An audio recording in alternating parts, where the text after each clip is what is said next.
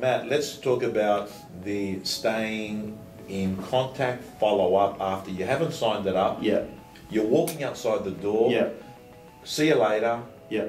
What happens next? Yeah, if after all that they go, Matt, we just want to think about it. Some people do, and I'm cool with that. I say, cool, no sweat at all. Then I'll have a box of chocolates and a card delivered to them within 10 minutes if I can, but within 60 minutes. Yeah. And that card just says, thanks for having me over, blah, blah, blah. And then I'll call them the next morning and say, have any questions popped up overnight? So it's very like unconfronting conversation. Yeah. Sometimes they just say no. No, you covered everything, thanks very much. And I'll sort of get a sense of how they are in that conversation. Sometimes they say, yeah, Matt, we've had to think about it. Can we trim $1,000 off the marketing? If they ask something like that, you've got the listing.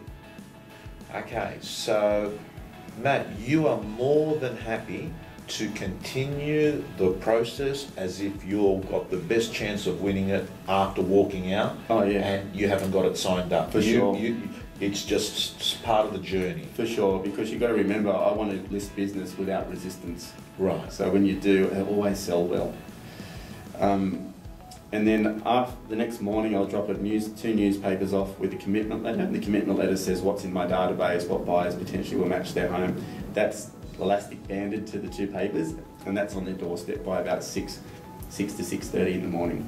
Okay, so is that the day that you've called them or the day after? 3-day process. Right. So chocolates, call, commitment letter. Right. And then I'll leave it for a day. Then I'll do another thing called a McGrath difference letter, which I've put together, which reinforces why they should use myself. Okay, so we're talking about, like I know agents that don't talk to people for weeks after. Yeah. You know what I mean? Yeah. You've not only how you've talked, but there's some nice things there. There's some nice goodies there. Yeah, there's there are. You know, quality stuff there. Newspapers, Yeah. like that. What is it? The daily newspaper. 2 daily newspapers. 2 daily newspapers. You've had do you get on that phone call that you make the next day? Do you get people saying, "Yeah, look, we thought about it. Come over and let's get it all going." Yeah, for sure. I have a lot of people say to me that we really liked that you didn't push us. I have a lot of people saying that, and I want to put that in brackets because you want to do it with street smarts though. Like, right. Believe me, I push. I'm a bit like the smiling assassin, I guess. Right. I know when to go in for the kill, I guess you'd say, Yeah. or when not. And I think when you pick your right people, then it actually works in your favour. Can you just give me a really nice statement that you make, whether you say going for the kill, being assertive, whatever you want to describe it, you know, when you feel like you're going to get it, what do you normally say to get to the paperwork? No, I tell them, let's get it started. Let's get it started. Yeah, I can see it. And sometimes, like, it'll be halfway through the presentation. Like, I don't go through my whole listing presentation. I just get them to a point where I know that energetically they're connected enough to move forward. You know, and I'll see it, and I'll just get up to maybe the marketing. Like, I'll just go straight to the costs and just say, this is what it is, yeah. I can just see it, and so let's just get it started. And I'm fine. Okay, so we've done a good overview of prospecting, we've done a good overview of the listing presentation process, that bit about signing it up. If it doesn't sign up, what happens the next few days? Yeah. Let's, Matt, let's make the assumption that these people sign up at some point. Yeah. In the next, whether it's the next day or the next weeks, or let's give us an example when they don't sign up with you and sign up with someone else. No. Right? I vomit. Does it upset you? Yeah, it does a little bit. Like I think as I'm getting older, I see it as we just weren't a match. Right. You know, vibrationally, we just weren't a match. I used to get really bent up over it, like a bit twisted inside, and I couldn't think. You know, I used to want to just go home. Right. But now I think to myself, you know, I just probably wasn't on their page, or they weren't on mine, whatever it was. It just wasn't a connection. Okay. You know, So it hurts everybody, I think. Okay. So let's assume you've signed it up, and I want to talk about the process. Once you've signed it up, Matt, what does an amazing vendor experience with Mat Steinwede look like? I mean, we could spend hours and hours, but just simplify it for me. Yeah, they just get a listing gift that day. They get an email from me also just saying this is the next steps. Yeah. Then it's like game on for us. So every single day they're just getting something from me. Like in terms of, I'm a really, mistakes just don't sit well with me at all. Right. So like we're so attention to detail oriented. Like the photographer will be here, then the copywriter will be here, then da da da, and the whole setup is a real experience for them. Like it's like away we go, and I make sure that thrust, is sort of like, because they've made a decision and chosen an agent, and I want to exceed what they think is going to happen next by a mile. Yeah. So the proofing, I'll sit with owners and I'll go through all their photos, go through all their stuff, because I do it. If an assistant does it, the owner says, I don't like that photo, but I go to the shoots with the photographers. Right. I stand there, I look through every single picture. So I do that because when I'm proofing it, I say to them, listen, I looked at all the angles, this is the best for your property. And they're like, oh, okay, all right. Because sometimes it's one photo that's not exactly right, but they won't say anything, and a month later, the house doesn't sell. I say, I didn't like that photo. Right. I had it happen over the years. It's like, I didn't like that photo, and all of your hard work is forgotten about.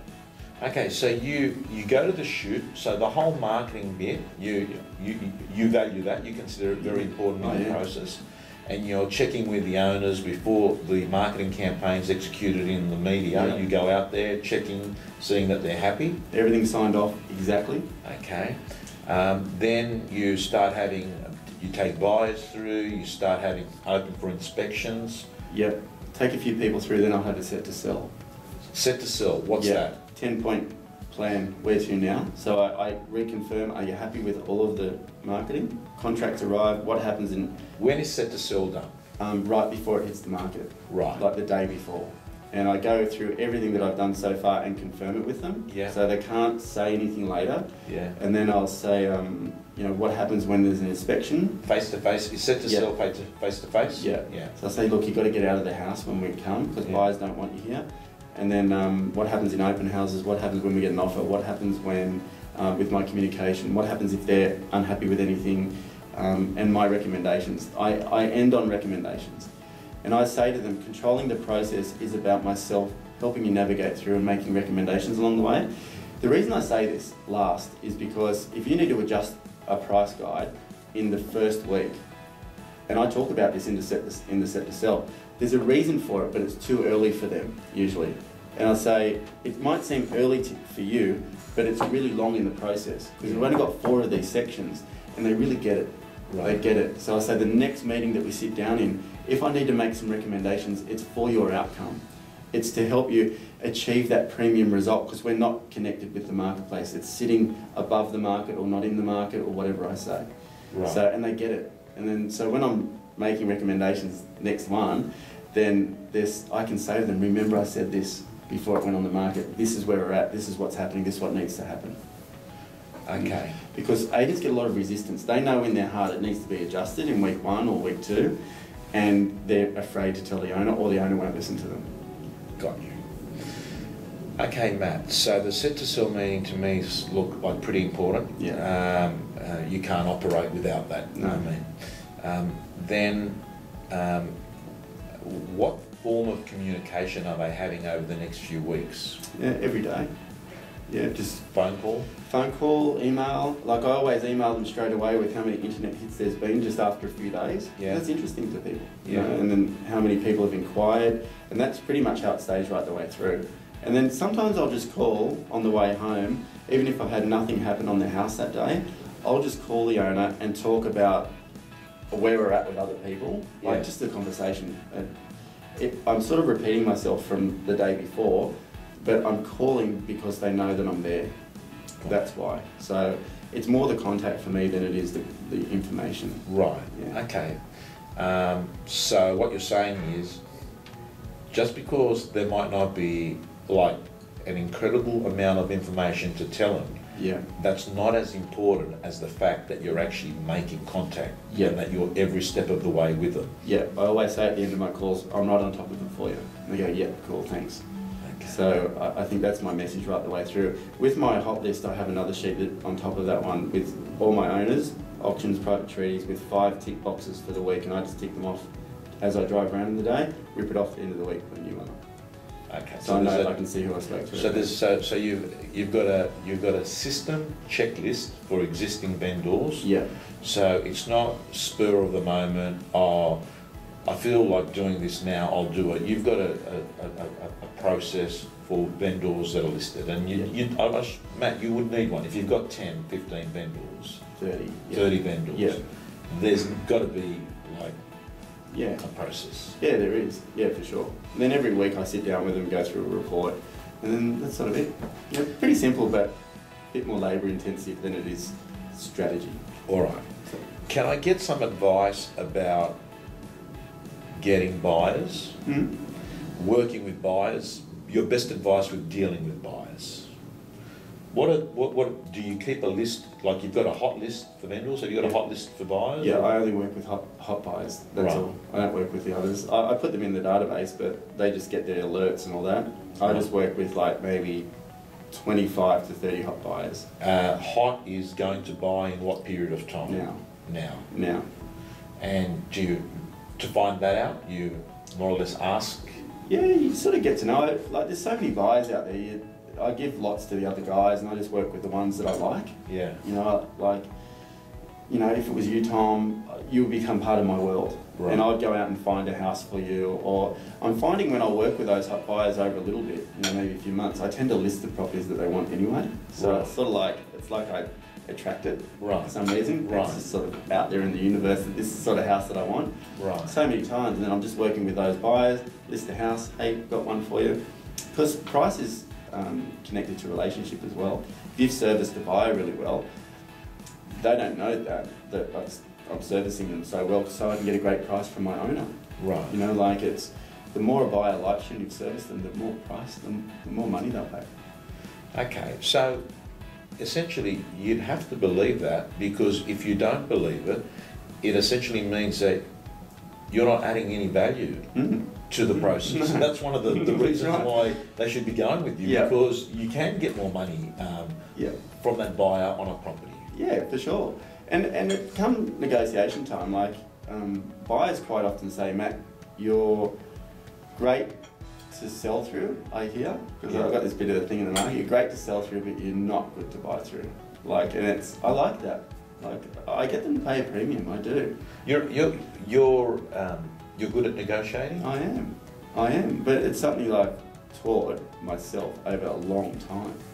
You know, I don't think it's a whole lot of scripts and dialogues, I think it's a whole lot of street smarts too. Are you street smart naturally? I think so. Well, I've been taught it, like through life. Can I ask if there's someone watching this video that in their head thinks, I'm actually not street smart, I'm not good at that part of the job, what advice do you give them? Yeah, great question. Take your time.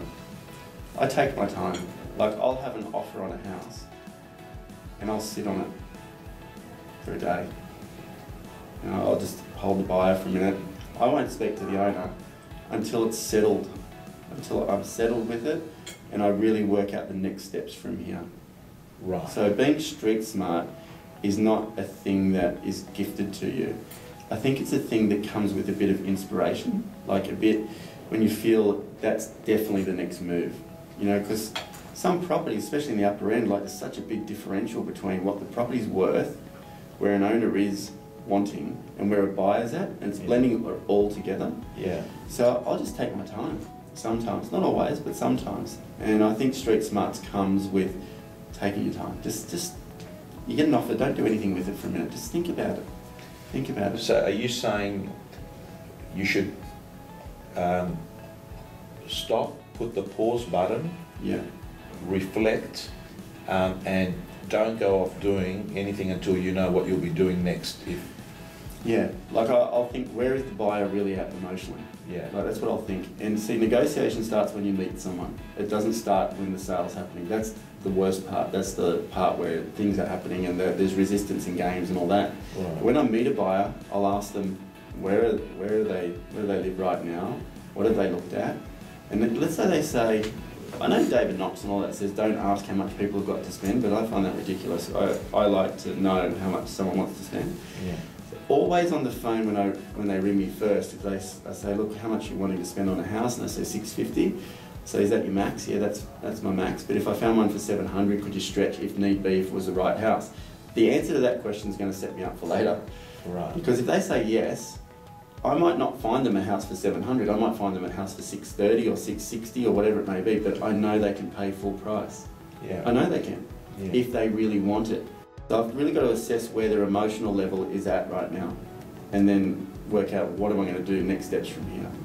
So that's why I just, a bit like chess, I really take my time. It's funny, Matt, too, but I've sensed and I've noticed that as a buyer or a seller in any product or service, sometimes time does the negotiation itself, doesn't it? You know? It does.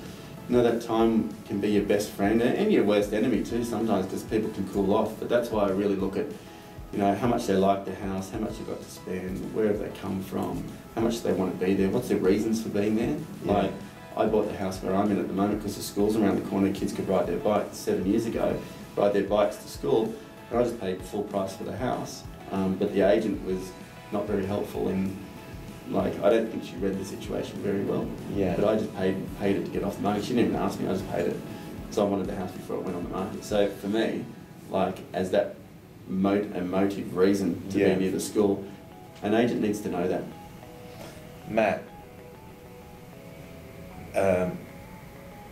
I'm going to, and I rarely do it because I've built a channel of followers based on giving them content and value, right? And you're like me, you don't abuse the trust in the relationship that you've got with your followers on social media and your community, but I am going to put the link to the Mat Steinwede system on this email, because I do believe that I look at my own life, and whatever I've improved, I'm being more a listener, and I don't think I've got a super high IQ, so I need to listen to things 2 or 3 times, and I'm a good listener by audio, whether it's earphones or in the car, and I find that 2 or 3 or 4 times things slowly sink in, I internalise them, I make them mine, and I think that the Mat Steinwede system is one of the few products that, you know, I fully endorse, to say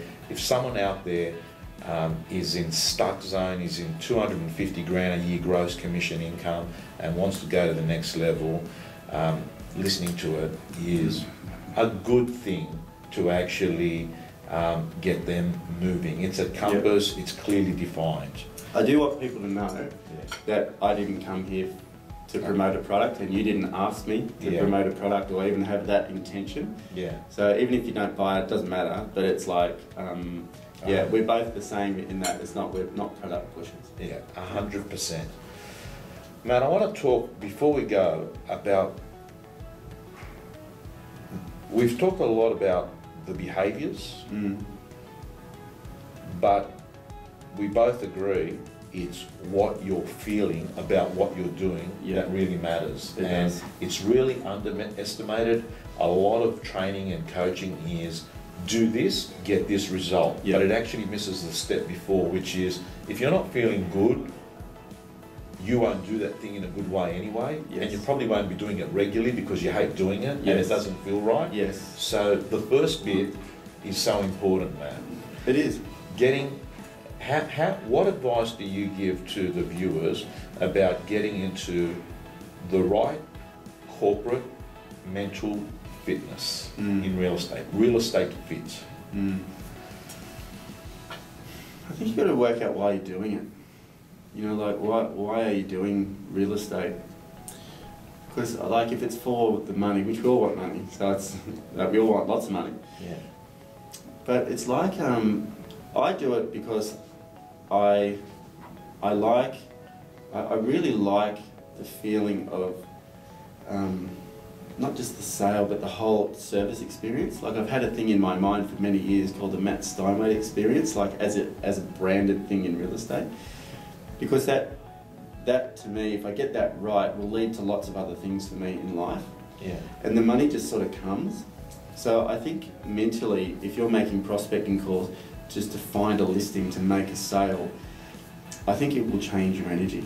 Like I really do. I think if the companies like force people to do that, which you've got to do it, but you've got to want to do it from a place of building relationships. Yeah. You know, getting to know people. But you've got to make sales at the same time. So like I understand that. But I think people get disheartened when they, you know, someone says you've got to make 100 calls and then nothing happens from them. You know, they make 100 calls to get a listing and this and that, blah, blah, blah. And then they're looking for the listing. And I think they can easily get disheartened, which changes their mindset. Whereas I would see my farm area as a relationship area. Yeah. Slowly and surely, just go out and meet people, knock on the door, give them a card and just sort of be there.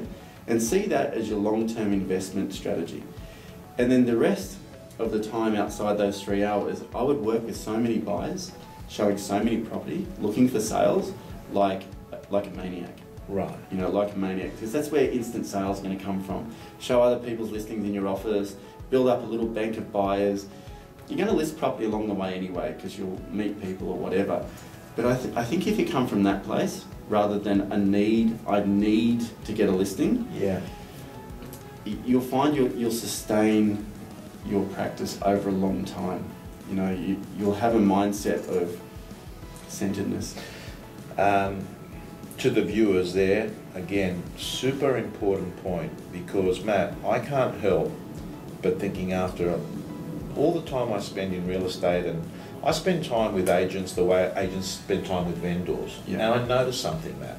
What I noticed was that the people that were the most successful had been making money for some time, and they needed money the least. Yeah. Right? Yeah. And I thought to myself, about 6 months ago, I saw this guy that was really struggling, and he told me his story. And if there was one person that needed to have money, it was this guy. Yeah.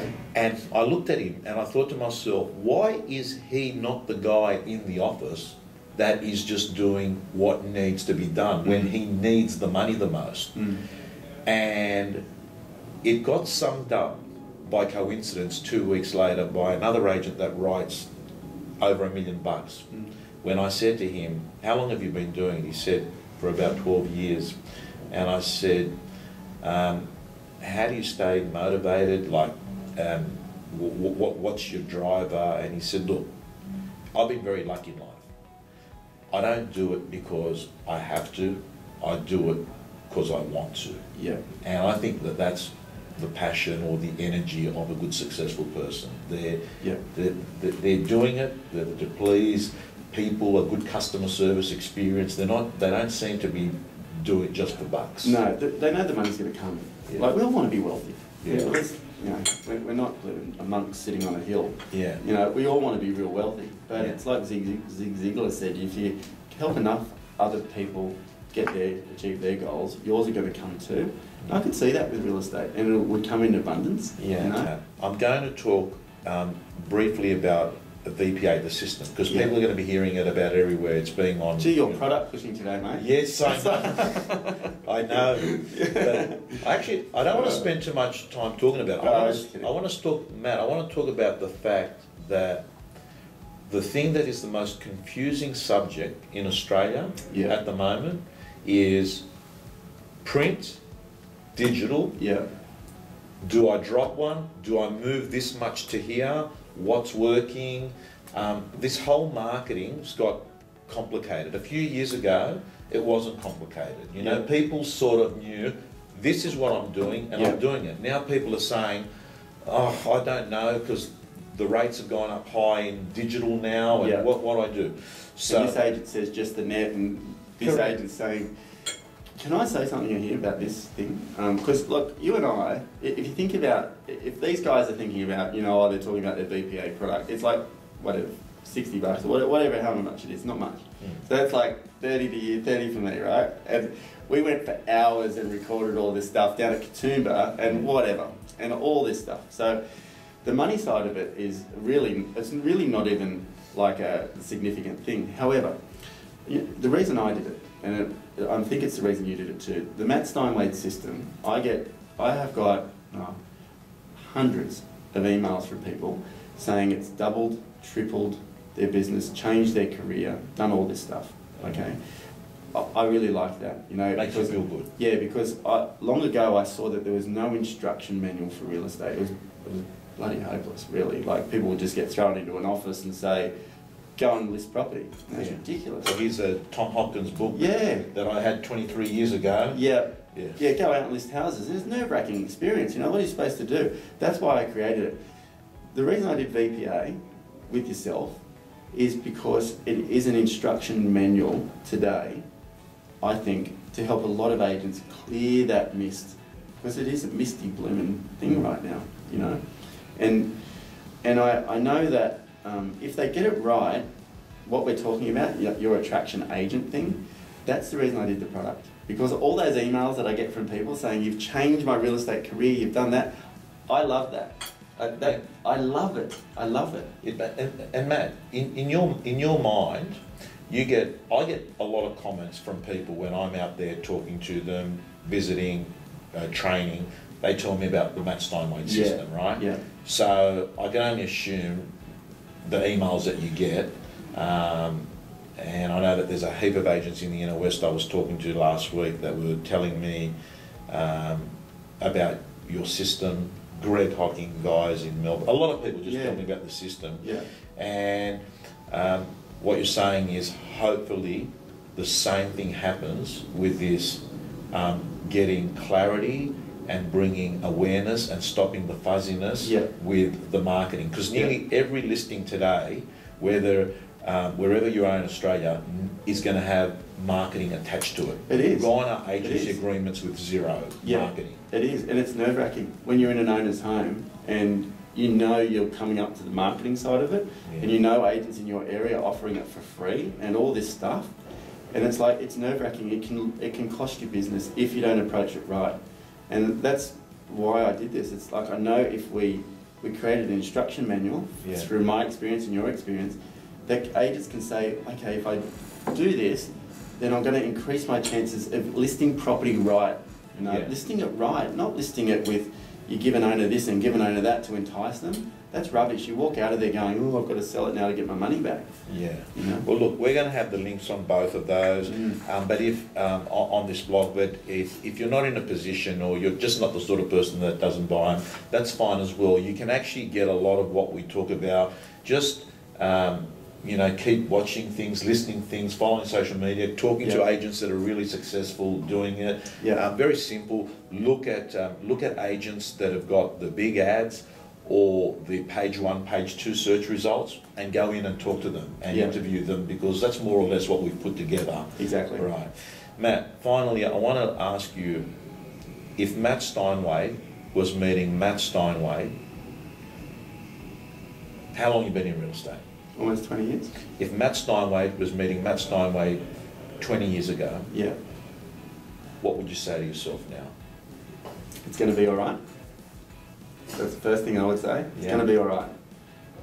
Stick to it. Just stick to it. If you're new, make sure your expenses are as low as they can be for as long as you can keep them that way. Yeah. So there's no pressure. If you have to go live with your parents, or you have to just rent a little studio apartment, do not buy an expensive car. If you're new, buy a Mazda 3 or a second-hand new Mazda 3, like a good one or something like that. People do not care about cars. People don't care about the pen that you use. People care about how shiny your shoes are. And presented well. Outwork your competition. Outwork them. You know, own this thing for 5 years, and I mean stretch to the point where you don't think you can work any harder. But then work even a bit harder than that, and out-care your competition. Take care of every single person that you deal with, and you'll be successful. Mat Steinwede, thank you so much. Thanks, mate. Thank you. Tom. Thank you.